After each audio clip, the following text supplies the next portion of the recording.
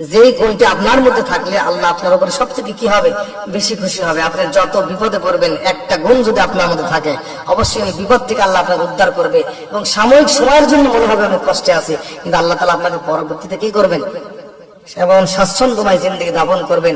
আপনার মধ্যে যে গুণটা থাকতে হবে সেটা হলো ধৈর্য থাকতে হবে। কি থাকতে হবে?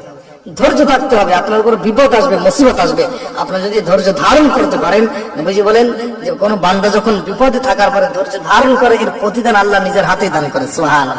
এজন্য আমাদের একটা গুণ প্রত্যেকের অর্জন করতে হবে। যে গুণটা আমাদের মধ্যে থাকলে মহান আল্লাহ কি হবে, আমাদের উপরে খুশি হয়ে যাবে। সেই গুণটার নাম হলো ধৈর্য। সুবহানাল্লাহ। ধৈর্য যদি না থাকে তাহলে আপনি কখনো সফলতায় পৌঁছতে পারবেন না।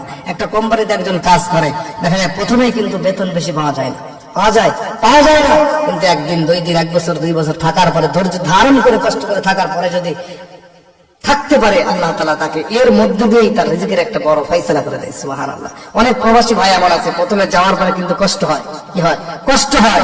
দুনিয়ার কাজকর্ম হোক আর যে কোনো কাজকর্ম হোক, প্রথমে কি হবে, একটু কষ্ট হবে। ধৈর্য ধারণ করে থাকতে পারলেই জীবনটা কি সুখময় হয়ে যায়। কারণ আল্লাহ তাআলা বলেন, ইন্নাল্লাহা মাআস সাবিরিন, নিশ্চয় আল্লাহ তাআলা ধৈর্যশীলদের সাথে আছেন। সুবহানাল্লাহ।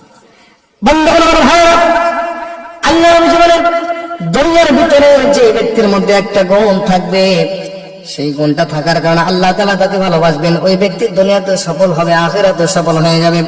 সাহাবায়ে কিরামের ভিতরে হযরত আব্দুল্লাহ ইবনে মাসউদ রাদিয়াল্লাহু তাআলা আনহু আল্লাহ নবীজিকে প্রশ্ন করলেন, ইয়া রাসূলুল্লাহ, ইয়া হাবিবাল্লাহ, নবী আমার সেই গুণটা কি হবে? নবীজি বলেন, আব্দুল্লাহ রে, এই গুণটা হলো যত বিপদে পড়ো না কেন তুমি ধৈর্য ধারণ করবে। আল্লাহ তাআলা বলেন, ইন্নাল্লাহা মাআস সাবিরিন, যে ব্যক্তি ধৈর্য ধারণ করবে ওই ব্যক্তির সাথে আল্লাহ হয়ে যায়। এইজন্য ধৈর্য কি করলে, ধৈর্য সবথেকে মুমিনদের জন্য ধৈর্য সবথেকে বড় হাতিয়ার।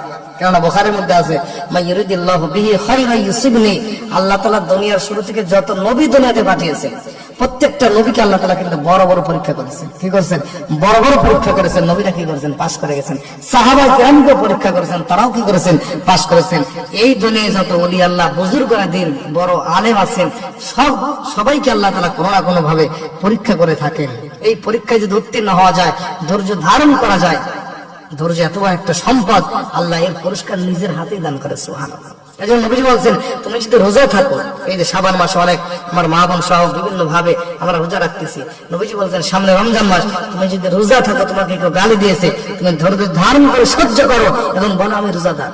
আমি কাউকে কিছু বললাম না, আমাকে একজন আঘাত দিয়ে কথা বললো, আমি কি করবো না, প্রতিবাদ যদি না করে ধৈর্য ধারণ করি, আল্লাহর পুরস্কার নিজের হাতে দেবেন। এবং আপনার চুপ থাকার কারণে আপনাকে যে আঘাত দিয়েছে ওই ব্যক্তির প্রতিদান আল্লাহ নিজে দিবেন। সুবহানাল্লাহ। এজন্য আমার ধৈর্যের চাইতে বড় কোনো অস্ত্র মুসলমানদের জন্য হতে পারে না। আমার এই জন্য নবীজি বলেছেন, সাবিরা, দুনিয়ার জিন্দেগিতে একটা গুণ যদি তোমাদের সকলের মধ্যে থাকে, তাহলে তোমরা সফলতার দরজায় পৌঁছে যাবে, দুনিয়ায় সফল হয়ে যাবে, আখিরাতে তোমরা সফল হয়ে যাবে। ওই গুণটার নাম হলো তোমরা ধৈর্য ধারণ করবে।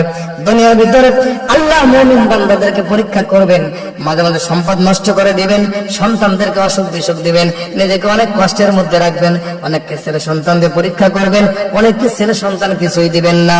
এমন ভাবে আল্লাহ তাআলা দুনিয়ার মানুষদেরকে পরীক্ষা করবেন।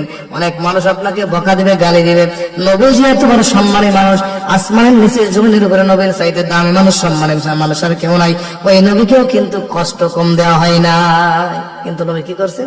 ধৈর্য ধারণ করছেন আর বলছেন, আল্লাহ এরা আমাকে চেনে না, এরা যদি আমাকে চিনতো আমাকে কি করতো না, কষ্ট দিত না।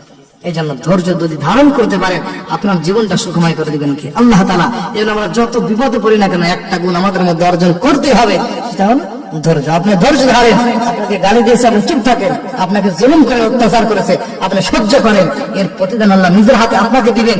ওই জালেমকে আল্লাহ তাআলা নিজের হাতে বিচার করবেন। সুবহানাল্লাহ। আল্লাহ তাআলা আমাদের সকলকে একটা গুণ অর্জন করার তৌফিক